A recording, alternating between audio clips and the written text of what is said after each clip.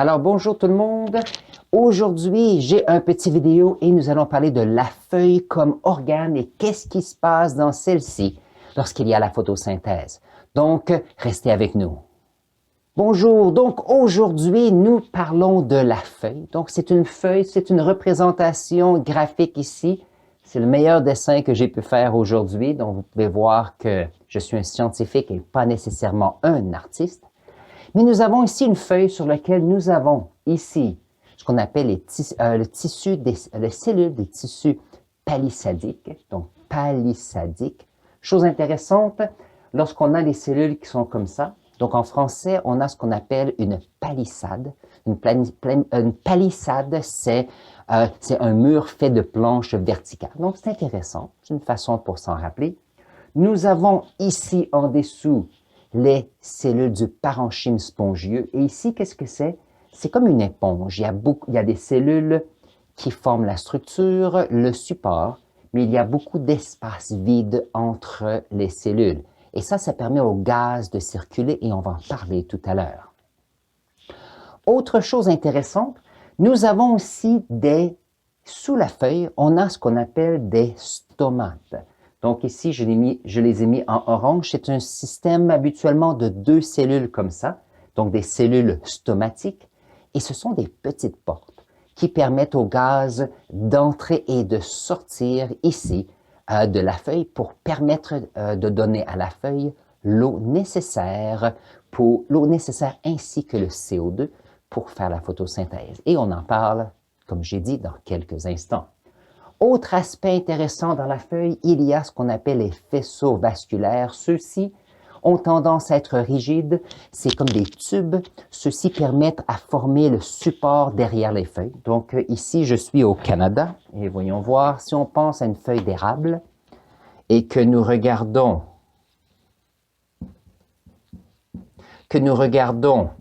derrière comme ceci, nous pouvons voir que la façon que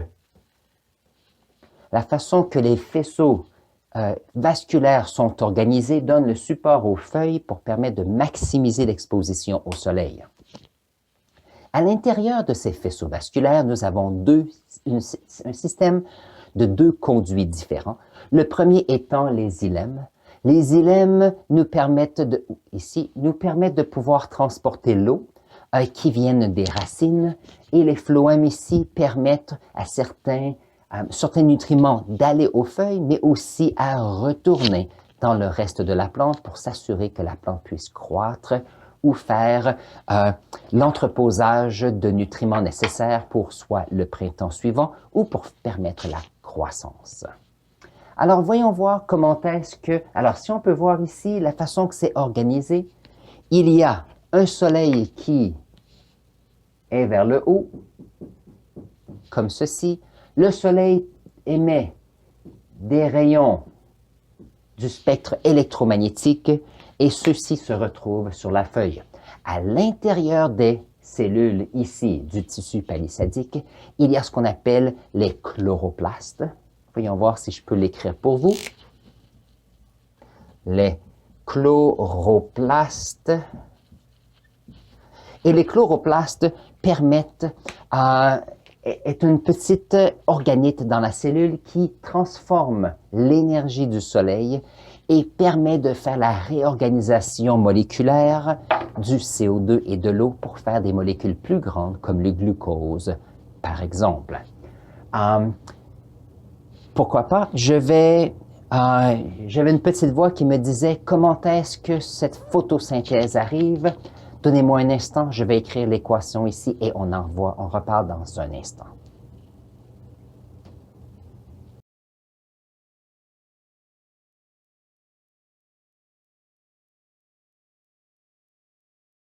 Alors, quelqu'un peut me dire qu'est-ce que c'est la photosynthèse et qu'est-ce qui se passe lorsque nous avons la réaction des rayons du spectre électromagnétique et les organites de la cellule végétale ici?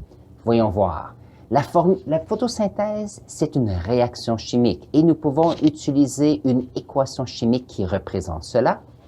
Nous avons 6 molécules d'eau plus 6 molécules de CO2 nous donne des grandes molécules ici. C'est une molécule de glucose plus 6 molécules d'oxygène. Donc, comment est-ce que ceci fonctionne dans notre petite feuille ici? Donc, voyons voir. Premièrement, ça prend de l'eau. D'où vient l'eau? L'eau vient des xylèmes qui viennent des racines. Donc ici, il y a de l'eau qui vient des racines, passe dans les faisceaux vasculaires pour se retrouver à l'intérieur du parenchyme spongieux ici. Donc nous avons de l'eau qui est gazeuse un peu partout. Et en passant, c'est une version simplifiée de la chose et peut-être que j'en ferai une vidéo sur la complexité de ce qui se passe ici. Alors, d'une certaine façon, il y a des molécules d'eau qui sont ici et en plus, il y a avec transpiration, et je parlais de transpiration probablement dans une autre vidéo, la transpiration fait qu'il y a une certaine quantité de molécules d'eau qui sortent de la feuille pour permettre d'avoir une succion qui permet aux molécules d'eau de devenir des racines. Donc, nous avons de l'eau qui se retrouve ici. Deuxième aspect important, il y a les molécules de CO2 qui vont entrer. Donc, le CO2 ici vont entrer dans les feuilles CO2. Donc, bien sûr, le CO2 se retrouve dans l'atmosphère et c'est pour ça qu'on dit que les feuilles absorbent une quantité de gaz de CO2 et on les appelle les poumons de la planète ou servent de poumons de la planète car, d'une certaine façon, il y a un composé qui est résultant. On a ici la molécule de sucre ou de glucose qui est le bloc pour faire la plante et il y a l'oxygène. Et bien sûr, il y a de l'oxygène qui va sortir. OK, mon dessin commence à être un peu occupé, mais tout de même. Alors, dans la feuille ici, il y a le CO2 qui entre par les stomates dans le parenchyme spongieux. Il y a de l'eau ici et ceux deux-ci vont entrer en contact avec ces cellules du tissu palissadique. Il y aura la photosynthèse, production d'oxygène et l'oxygène va sortir de la feuille. Et donc, ceci est un peu la fonction de l'organe de la feuille. Et tout ce processus se passe durant la journée. Pourquoi durant la journée? C'est qu'on a besoin de cette énergie du soleil pour créer cette réaction chimique qu'on appelle la photosynthèse. Alors, vous allez me dire, pourquoi est-ce que l'automne, les feuilles perdent de leur verdure et changent de couleur? Et la raison, c'est que lorsque les journées deviennent plus courtes, les plantes se disent, ça prend beaucoup d'énergie pour garder en santé ces feuilles. Si la journée est trop courte, il n'y a pas assez de soleil pour faire une bonne photosynthèse et garder en bon état ces feuilles. Donc, éventuellement, l'arbre va dire, c'est le temps d'emmagasiner des nutriments. Donc, on va former des bourgeons pour le printemps prochain. Dans les racines, il y aura un stockage d'amidon ou d'autres nutriments. Et à ce moment-là, les feuilles vont perdre des chloroplastes. En perdant les chloroplastes, la feuille perd de sa couleur verte et les feuilles deviennent brunes, jaunes, rouges ou, dépendant de l'espèce de la plante, va changer de couleur et éventuellement la feuille va tomber.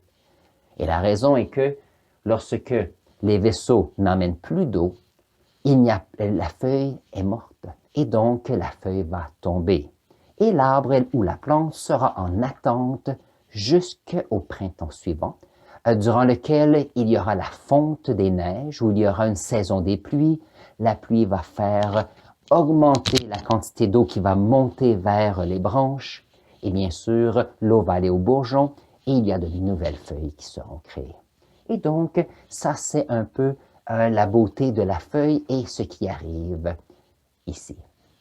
Alors, si vous avez des questions, n'hésitez pas de les écrire dans le bas et je vous demande d'aller faire un tour, si vous avez aimé cette vidéo, aux vidéos précédentes durant lesquelles j'ai parlé qu'est-ce que j'ai parlé tout à l'heure?